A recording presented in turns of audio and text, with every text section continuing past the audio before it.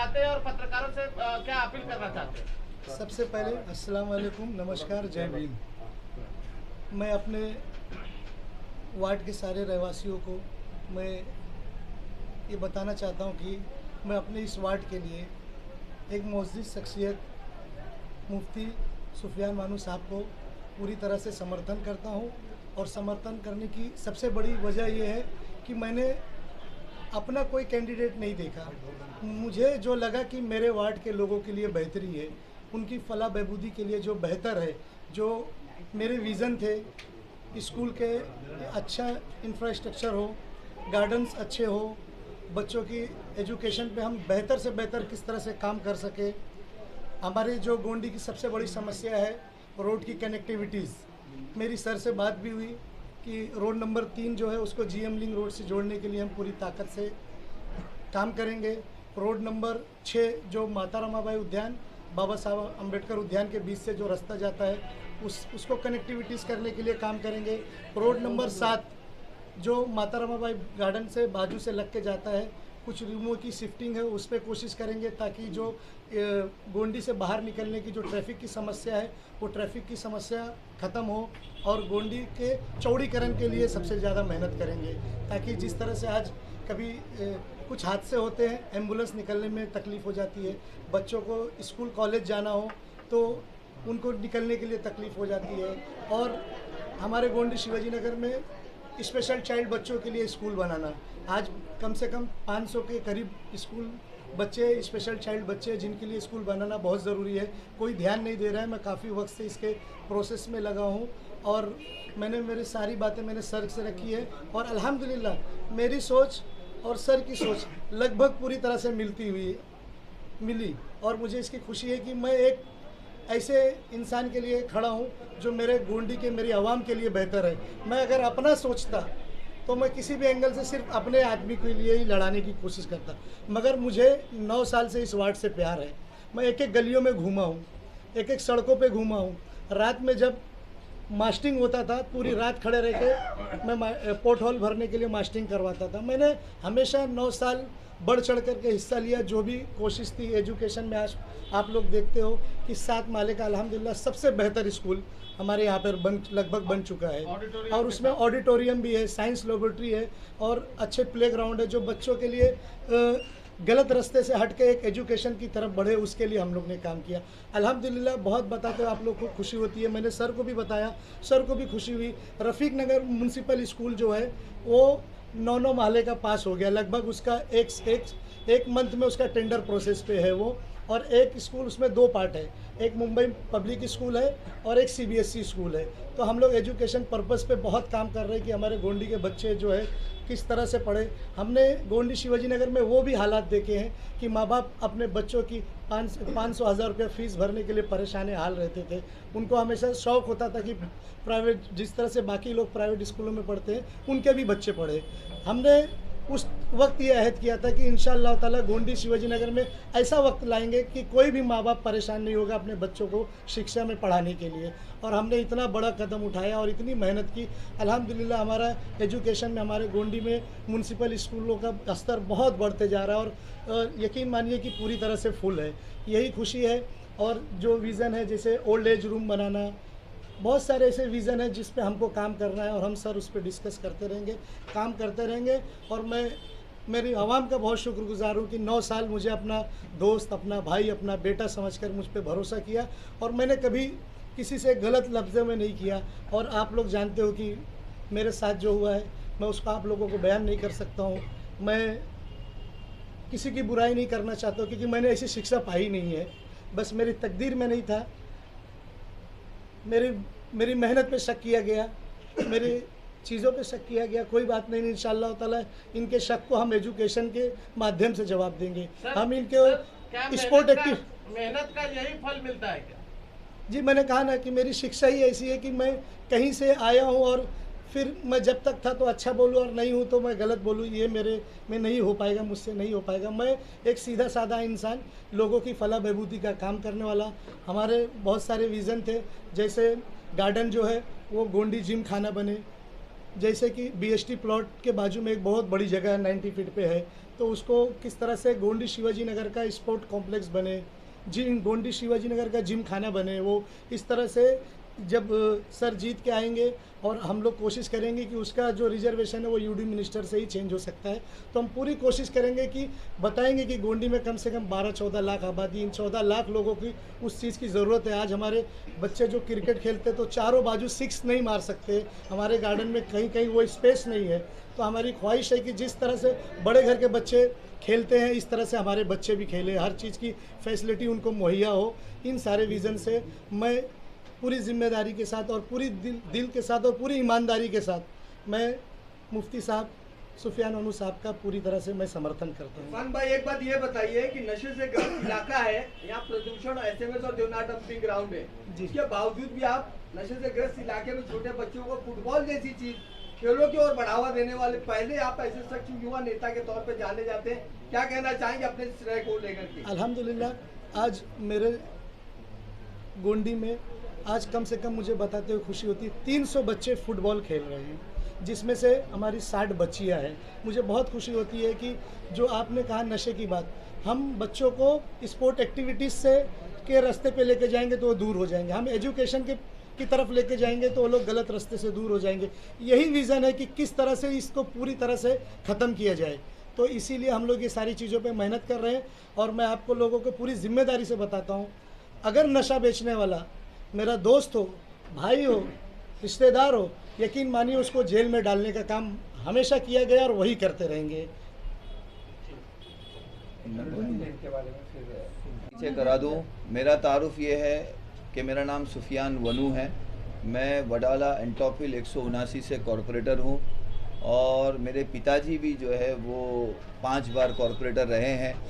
छोटा सा हमारा और कॉरपोरेशन का नाता क्या रहा है वो एक छोटे शब्दों में बता दूं कि मेरी पैदाइश है 1983 की और हम लोग कॉरपोरेशन में चुन कर आए 1978 में, 1978 में। तो 1978 से आज 2024 तक हम लोगों ने तकरीबन 9 चुनाव लड़े हैं, जिसमें से 7 चुनाव जीते हैं और 2 चुनाव हारे हैं। तो जीतने का रेशो बहुत अच्छा रहा है और यहाँ पे आने का जो समीकरण, जो सियासी समीकरण था, सियासी समीकरण के मेरी सीट लेडीज़ हो जाना और ये सीट ओबीसी हो जाना, क्योंकि ये बात बहुत सारे हमारे साथियों के जहन में होती है कि वो नगर सेवक तो ये स्थानीय होता है, नगर सेवक का काम स्थानिक लेवल पे होता है, लेकिन सियासी समीकरण ऐसी बैठी कि ओबीसी होने के कारण किसी भी पार्टी के पास लोकल स्थानीय अच्छा ओबीसी उम्मीदवार होना बहुत मुश्किल था। पार्टी ने मुझसे कहा कि एक ज़मीन, अच्छी ज़मीन है जो थोड़ी सी कम मेहनत की वजह से कहीं ना कहीं बंजर होने जा रही है, लेकिन उस ज़मीन के अंदर पोटेंशियल बहुत है, आप वहाँ जाओ, मेहनत करो, संगठन को खड़ा करने की कोशिश करो, लोगों से मिलो, क्योंकि कांग्रेस ऐसी चीज़ है जो गली से लेकर दिल्ली तक लोगों के मसाइल पर लड़ रही है। लोग कांग्रेस से मोहब्बत करते हैं, प्यार करते हैं, सिर्फ एक थोड़ा सा नेतृत्व मिल जाए, लीडरशिप मिल जाए, एक राह दिखाने वाला मिल जाए तो आज भी लोग कांग्रेस के साथ जुड़ने के लिए तैयार है। तो हम लोग इस गोवंडी की ज़मीन पर आए, हमने गली गली की खाक छानी, मेहनत करी, कार्यकर्ताओं को दोबारा खड़ा करने की कोशिश की।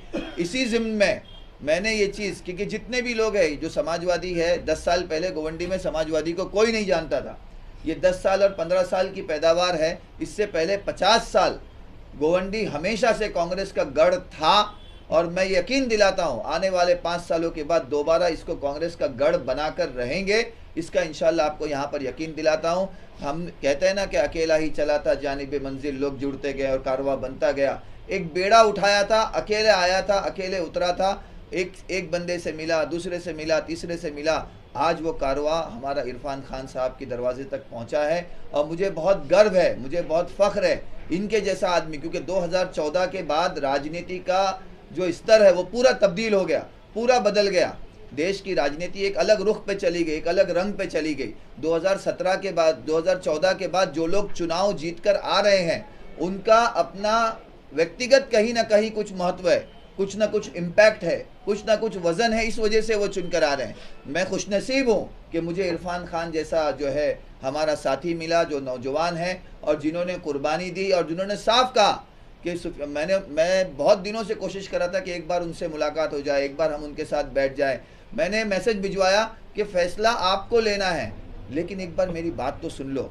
मेरी बात सुनने के बाद में अगर आपको मेरी बात समझ में नहीं आती है तो आपको इनकार करने का हक है। हम एक बार बैठे, 2 बार बैठे, मैंने उनके सामने बातें रखी, मेरा विजन रखा, मैंने उनको रखा कोई भी नया आदमी चुनकर आएगा उसको कॉरपोरेशन समझने में 5 साल गुजर जाएगा। और कॉरपोरेशन हमारे लिए ऐसा है कि घर की खिड़की है कि कौन सी खिड़की कब कहाँ कैसे खटखटानी है, कैसे फंड लाना है, कैसे निधि लाना है, ये हमको पता है, हमने अपने इलाकों में काम किया है। इसीलिए आदमी 7-7 बार 8-8 बार अगर चुन के आता है, वो कुछ किया होगा तभी चुनकर आता है, नहीं तो क्यों चुनकर आएगा। तो मेरे लिए बहुत गर्व की बात है कि उन्होंने इस बात को बहुत सम्मान के साथ, बहुत इज्जत के साथ सुना और फिर कहा कि मुझे थोड़ा वक्त दो मुफ्ती साहब, मैं सोचूंगा। सोचने के बाद उनका फिर फ़ोन आया, फिर कुछ बातें हमने उनसे कही कि भाई उन्होंने कहा मेरा ये प्रोजेक्ट है, मैं चाहता हूँ कि भाई ये स्कूल बने, मैं चाहता हूँ कि ये चीज़ बने, ये चीज़ बने। मैंने उनसे कहा कि आपका विजन मेरा विजन एक होगा और मेरा एक्सपीरियंस उसके साथ जुड़ेगा और आने वाले दिनों में गोवंडी का भविष्य हम बदलेंगे। इस संकल्प के साथ उन्होंने हाथ मिलाया, बगैर किसी मफाद के, बगैर किसी लालच के, बगैर किसी उम्मीद के। उन्होंने मुझे कहा मुफ्ती साहब आप 3 बजे जुमा के दिन मेरी ऑफिस पर आइए, हम बैठेंगे, पीसी करेंगे और प्रेस कॉन्फ्रेंस में मैं आपको अपना समर्थन दूंगा और पूरी ताकत के साथ कंधे से कंधा मिलाकर आपके साथ खड़ा भी रहूंगा। और इसी के साथ उन्होंने भी एक उम्मीदवार यहाँ पर नॉमिनेशन के लिए उतारा था, उन्होंने कहा कि हम उनको विड्रॉ करेंगे और एक साथ, एक मुश्त, एक ताकत, एक आवाज बनकर हम लोगों के दरवाजे तक जाएंगे, लोगों को समझाएंगे।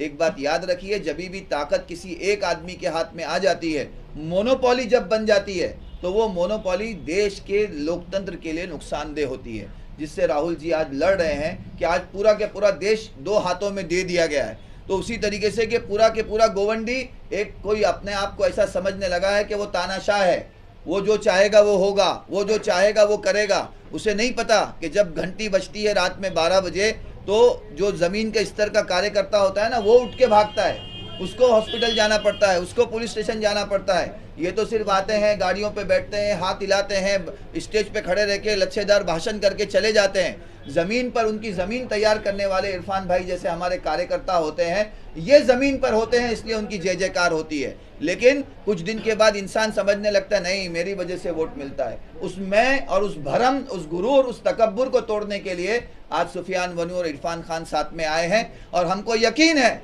कि आने वाले दिनों में उस गुरूर का चिकनाचूर हम करेंगे, तकब्बुर को तोड़ेंगे और उनको बताएंगे कि इरफान खान क्या चीज़ है, कि आपकी आवाज़ इरफान की वजह से थी, इरफान की आवाज़ आपकी वजह से नहीं थी। ये बात हम उसको बताएंगे और ये बात उनको साबित करके 16 तारीख को इंशाल्लाह हम साथ में जश्न मनाएंगे। मैं बहुत बहुत बहुत दिल से शुक्रगुजार हूँ कि इरफान भाई ने मेरी बातों पर यकीन किया, बगैर लालच, बगैर मफाद के मेरा साथ दिया।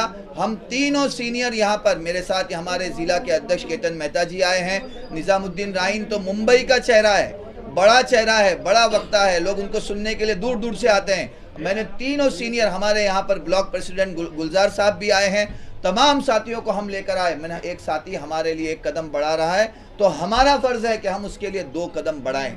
मैं यकीन दिलाता हूं आपकी उम्मीद, आपकी तमन्ना, आपकी सोच, उस पर एक भी हर्फ नहीं आएगा। इरफान खान इस वार्ड का नगर सेवक था, अगले 5 साल भी नगर सेवक वो ही रहेगा। जो हम कर सकते हैं वो करेंगे। सुफियान वनू उसके साथ में कंधे से कंधा मिलाकर काम करेगा। जो काम, जैसा कहेंगे हम मिलकर साथ में करेंगे और एक नया गोवंडी खड़ा करने की इंशाल्लाह कोशिश करेंगे। आप लोग आए उसके लिए बहुत बहुत शुक्रिया, धन्यवाद। सुफियान जी, आप वडाला से यहाँ पर लड़ने के लिए आए, कुछ चैलेंजिंग आपको लग रहा है गोवंडी की? देखिए, मैं हमेशा चैलेंज को पसंद करता हूँ। 2017 में भी आपको लगता होगा कि मैं उस सीट से चुनाव लड़ा जहाँ पे मेरे पिताजी हो, ऐसा नहीं है। मेरे पिताजी की जो सीट थी वो आपको पता है कॉरपोरेशन में हर मर्तबा डिलिमिटेशन होता है, कभी कुछ सीट जुड़ती है, कुछ हिस्सा जुड़ता है, कुछ हिस्सा ख़त्म होता है। मुझे 2017 में वो चैलेंज दिया गया था जहां पर उस वक्त की तत्कालीन सभागृह नेता, लीडर ऑफ द हाउस लड़ती थी। वो 20 साल से उस सीट के ऊपर जो है वो तत्कालीन वहाँ पे नगर सेविका थी और वो लीडर ऑफ द हाउस थी। और मेरे सामने 2017 में लीडर ऑफ द हाउस भी लड़ा और मुंबई का उप महापौर, डिप्टी मेयर भी लड़ा। कोई उस सीट पे जाके लड़ने को तैयार नहीं था। हमने उस संकल्प को लिया। मुझे चैलेंजेस पसंद है, मेहनत करना पसंद है। मेरा काम मेहनत करना है, रिजल्ट देना, परिणाम देना ये ऊपर वाले के हाथ में है, हम उस पर छोड़ देते हैं। तो मुझे यकीन है, अपने खुदा की ज़ात पर यकीन है, अपने माँ बाप की दुआओं पर भरोसा है, और इरफान जैसी साथी जो हमें मिले हैं उन पर भरोसा है कि हम सब मिलकर चैलेंज कितना ही मुश्किल क्यों ना हो, एक दिन तकब्बुर तोड़ कर रहेंगे, ये मुझे आपको वादा है। हमारे गोवंडी की जनता से किस तरह का अपील करेंगे आप अपने लिए? मेरी गोवंडी की जनता से सिर्फ और सिर्फ एक अपील है। मैं उनसे कहता हूं, आपके पास जितने भी उम्मीदवार आए हैं, एक बार उनका एजुकेशन देखें, उनका क्वालिफिकेशन देखें, उनका एक्सपीरियंस देखें, एक बार मेरी प्रोफाइल देखें, मेरी शिक्षा देखें, मेरी तालीम देखें, मेरी काबिलियत देखें, मेरा तजुर्बा देखें। फिर आंख बंद करके अपने दिल पर हाथ रखें। अगर आपका दिल ये गवाही दे कि आपके कैंडिडेट में दम है तो फिर मेरा साथ दीजिए। वानू साहब, आप ये बताइए, सभागृह कि आप जुझारू नेताओं में गिने जाते हैं, बड़ी बेबाकी से अपनी बात को रखते हैं, तो आपके सामने अगर बाहरी और स्थानीय का मुद्दा गिरेगा तो किस तरह से उसका सामना करेंगे? देखिए, एक बात मैं इसको टेक्निकल तौर पे दो तरीके से जवाब देता हूं। सबसे पहले, बाहरी कौन? जो 138 की बाउंड्री से बाहर है वो बाहरी है, उसको चुनाव लड़ने के लिए बाहर का उतारा देना है। जितने भी उम्मीदवार खड़े हैं उन्होंने बाहर का ही उतारा इलेक्शन कमीशन में दिया है। ये पहला जवाब। दूसरा जवाब, गोवंडी वालों का दिल बहुत बड़ा है, इन्होंने बाहर वालों को हमेशा समेटा है और हमेशा लेकर चले हैं, हमेशा निभाया है। बहुत सारे बाहर से लोग आए हैं। आमदार साहब कहाँ से आए? इससे पहले और भी दूसरे नगर सेवक है जो बाहर से आए। मैं किसी व्यक्ति का व्यक्तिगत नाम नहीं लेना चाहता, जो सीनियर नगर सेवक बने वो भी है। तो गोवंडी वालों का खुदा ने बहुत बड़ा दिल दिया है, दुनिया को समेटने का, लेकर चलने का जज्बा गोवंडी वालों के दिल में है।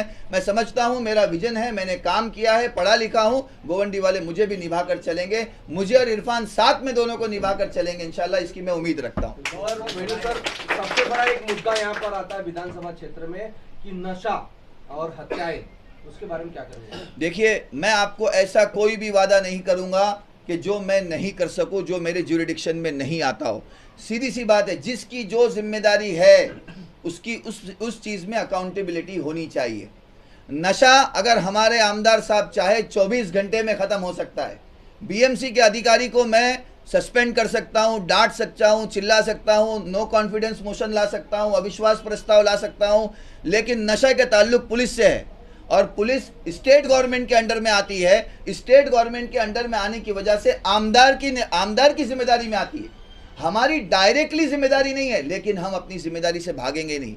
हम नशे को ख़त्म करने के लिए जो चीज़ें कर सकते हैं कि गलत जगह पर हमारा टैलेंट लगे, उसको सही जगह पे मोड़ना, ये नेतृत्व की जिम्मेदारी। इस कमरे में अगर अंधेरा है, मैं जोर से चिल्लाऊं अंधेरा भाग जा, अंधेरा भाग जा, नहीं भागेगा। डंडा लेकर अंधेरे को नहीं भगाया जा सकता।